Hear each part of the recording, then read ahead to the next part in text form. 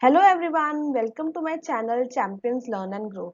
Today we will learn about deficiency diseases and balanced diet of your chapter 2, that is components of food.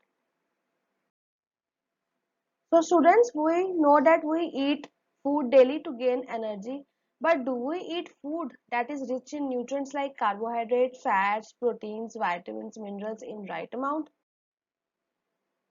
If we do not eat food variety, then what will happen? We may get deficient in nutrients in our diet. So deficiency diseases can occur.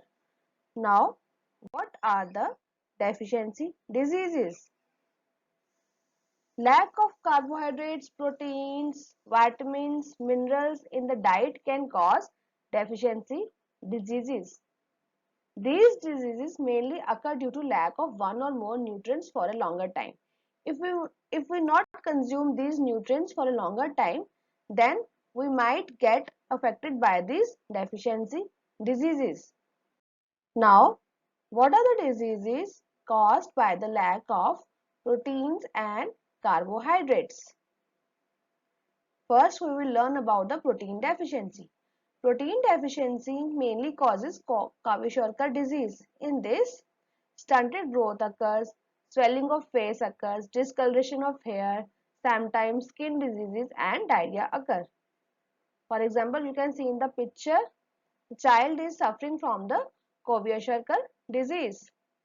And if both the protein and carbohydrate deficiency occur, it results in the protein energy malnutrition. It leads to the marasmus disease. It basically occurs in the children below 5. The main symptoms include the growth may stop completely, the child will become very lean and thin, it will not be able to walk properly, and there will be poor muscle development. So this is a picture of the child showing, you can see the child is very lean, thin and very poor muscle development is seen. So this is the marasmus disease that occurs due to the deficiency of both carbohydrates and proteins. So next we will learn about what are the deficiency diseases that are caused by the lack of vitamins. So disease due to caused by the vitamin A is night blindness. In this, there is poor or loss of vision occur in the night. Sometimes there is complete loss of vision.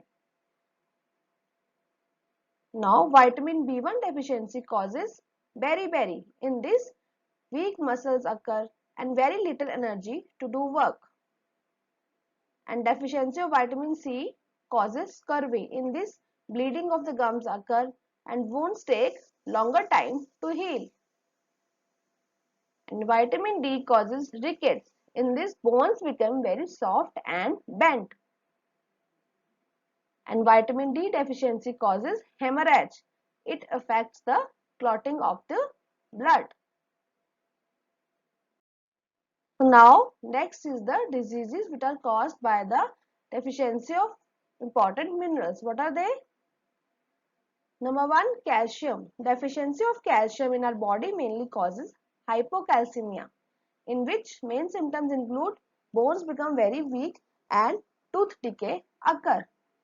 As we already know that calcium is very important for our strong bones and strong teeth. So its deficiency will affect our bones and teeth. Now next is iodine. Deficiency of iodine causes goiter. In this, gland in the neck appears swollen and mental disability occur in the children. So you can see in the picture, the neck of the gland is swollen. So that is goiter. Now the iron deficiency generally causes anemia, in which lot of weakness occur in the body. Potassium and sodium are also important for our body, and the deficiency causes muscle weakness and sometimes paralysis. Symptoms include general weakness and dehydration. And phosphorus deficiency causes rickets in children. In this, weakening of bones occur, retarded growth occur and loss of weight occur. Now, in order to avoid these deficiency diseases, students, we should take a balanced diet. Now, what is balanced diet? For the growth and the maintenance of good health, our diet should have all the nutrients like carbohydrates, proteins, fats, vitamins and minerals in right amount. Diet should also contain good amount of roughage and water. So such a diet is known as balanced diet. So we should consume all the important nutrients in right quantities. Apart from this, we should also have roughage and water. So these are very important for our body. Now we will study about what are the main food groups that are included in our balanced diet. Number one is milk and the milk group. It includes obviously milk and the milk products like ghee, cheese, butter and curd we should have in our diet. Next is the protein group. It includes chicken, fish, lamb and also I already told you about various dals like moong, arhar. These are also included in the protein group. We should also consume proteins in our diet. And next is the grain group. It includes the bread and the cereals like wheat, rice, maize. So these also should be included in our diet. Apart from this, vegetable and fruit group includes lots of vegetables and fruits.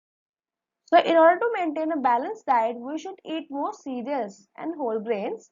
Then apart from this, we should eat more fruits and vegetables in our diet and eat moderately amount of dairy products and meat, fish, eggs, and we should eat very less amount of oil, fat and sugar in order to maintain a healthy and balanced diet.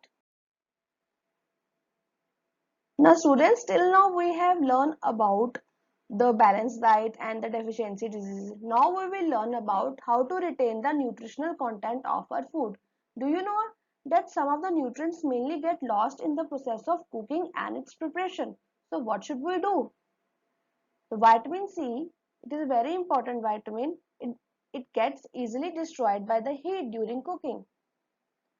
And repeated washing of rice and vegetables may remove various vitamins and minerals present in them. So we should avoid repeated washing. And we also know that cooking improves the taste of food and makes it easier to digest. At the same time, cooking also results in the loss of various nutrients. Like many useful and proteins are lost, minerals and lost if excess water is used in cooking. And the skin of many vegetables and fruits contain vitamins and minerals. So if we wash them after cutting and peeling, it may result in the loss of vitamins. So we should eat lot of roughage and lot of fiber fruits and vegetables raw. We should not overcook them, we should not peel them and we should not regular wash them in order to retain their nutritional value.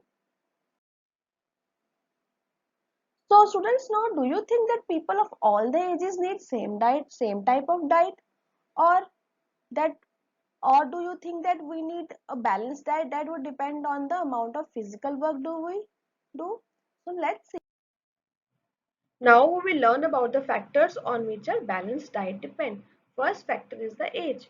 The growing child needs more of the proteins as compared to adult because proteins help in building up our tissues, our cells, repairing of the old cells.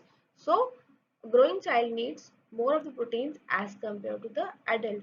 Second is the gender. The male needs more energy giving foods as compared to the females. Third factor is the type of work. A laborer doing hard work needs more amount of the carbohydrates or the fats as compared to the executive person which is sitting in the office because the laborer is doing hard work, more of the physical work. So we can see that there are various factors on which our balanced diet depend. So we should eat according to that. So students, hence we finished our chapter number 2, that is components of food. The part 1 and part 2 I have covered in my 2 videos. The link have been given in the description box. So if you like my video, please like, share and subscribe my channel. Thank you.